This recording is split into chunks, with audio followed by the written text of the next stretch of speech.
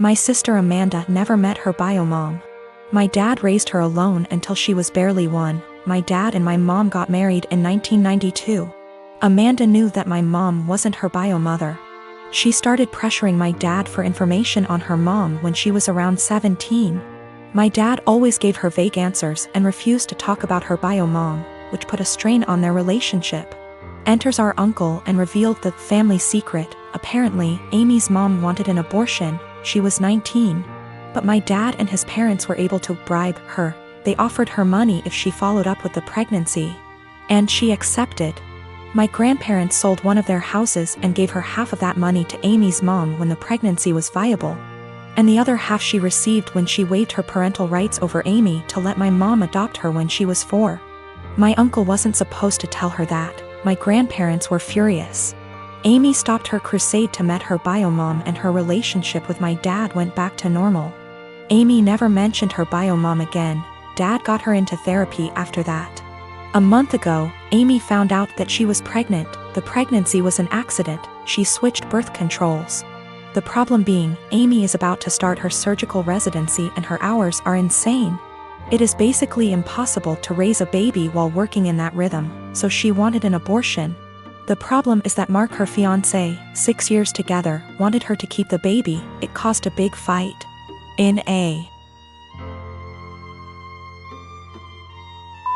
move to convince Amy to keep the baby, Mark told Dad about this. Until that point, no one in our family knew about this. Dad talked with her, and they got into an enormous fight. Amy got the abortion 10 days ago. Mark ended up breaking up with her. She is obviously really sad. My dad was acting like a jerk. He was pretending that Amy didn't exist. He didn't want to talk or see her.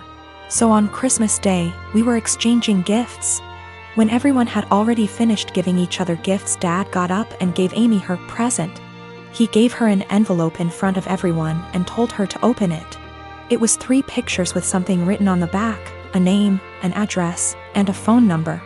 Dad told her that he was tired of babying her, that this is a photo of her bio mom and her 2 sons. That was her bio mom address, and that he contacted her bio mom and she is willing to speak with Amy. He gave her Amy's number. Dad thinks that they will have a great relationship since they are so similar. Amy broke down crying. I ended up in a fight with Dad, called him a monster for doing that to her. He just said he was just tired and left. We ended up leaving and she spent the rest of Christmas crying on my shoulder. She is a mess since that. My younger brothers called me a Grinch for making a scene and ruining Christmas. My mom was silent during the whole thing. My parents have been giving me the cold shoulder since Christmas. Back in November 2018, I was arrested at work in front of my boss and coworkers. It was the most humiliating thing I've ever experienced. I later learned at the police station that I was being charged with multiple felonies. This came as a huge surprise. Luckily, I was able to keep my wits and lawyer up instead of speaking with the detective. For $13,000, which completely wiped my savings, I was able to retain a criminal defense attorney. However, it cost me everything and I was unable to pay my bond. This resulted in me staying in jail for a total of 54 days. At a status hearing, my attorney presented video evidence of me gassing up my car 3 hours away from where the crimes took place, and I ended up having all my charges dismissed. When I finally got out, I learned that I had lost my job, was in the process of being evicted, and my son was in the state's care.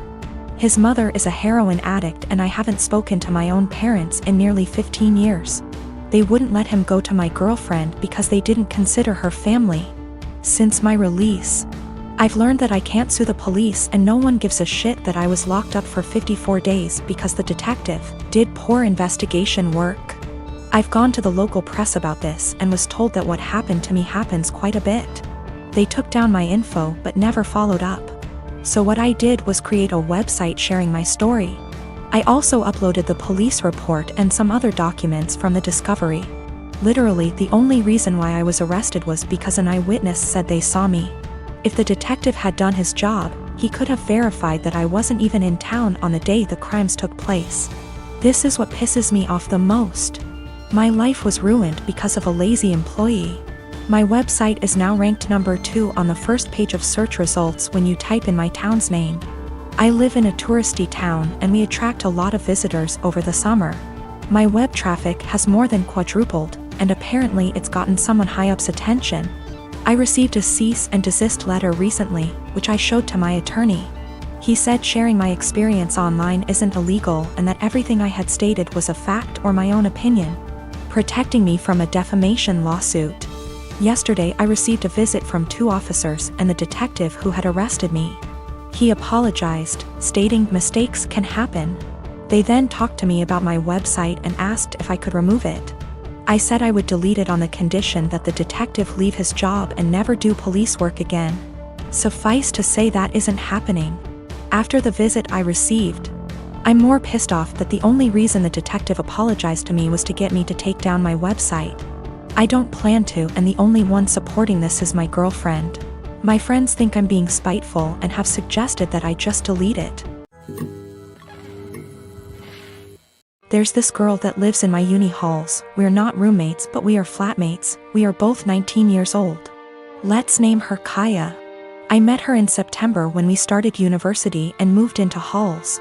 We're not best friends, but we are friendly. We don't really spend much time together. Over time, my friends noticed that Kaya tried to copy me in everything.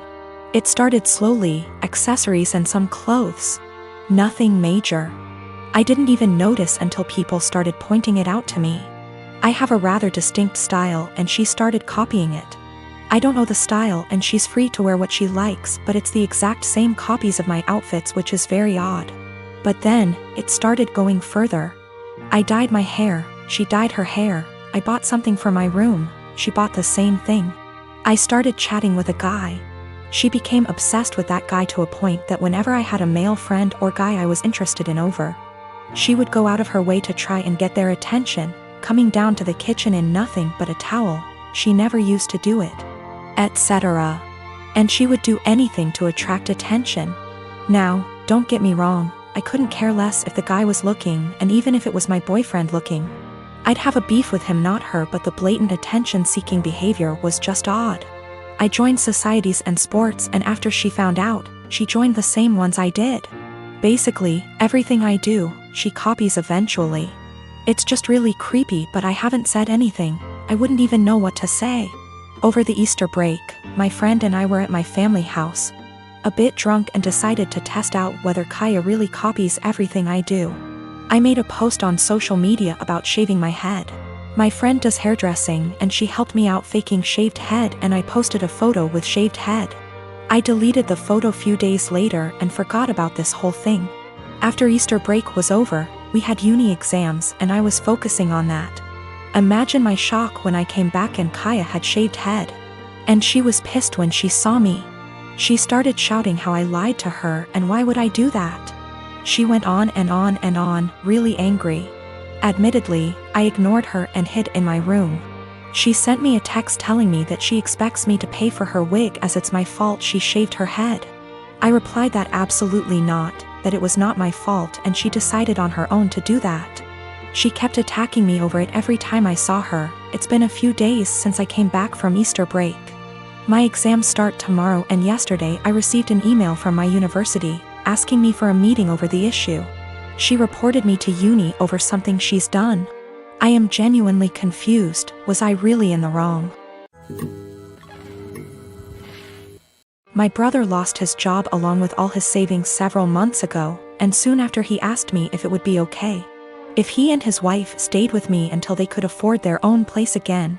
I hesitated at first, considering I only have a 1-bedroom apartment, but according to them they had no other options, so of course I invited them over and bought a blow-up mattress for the living room. For the first month things were manageable, although admittedly cramped. Then my brother told me that sleeping on the mattress was giving him back pains.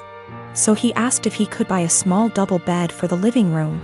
The living room is by far the biggest room I have, so I told him that would be fine as long as there was still room for my couch, TV, bookshelves.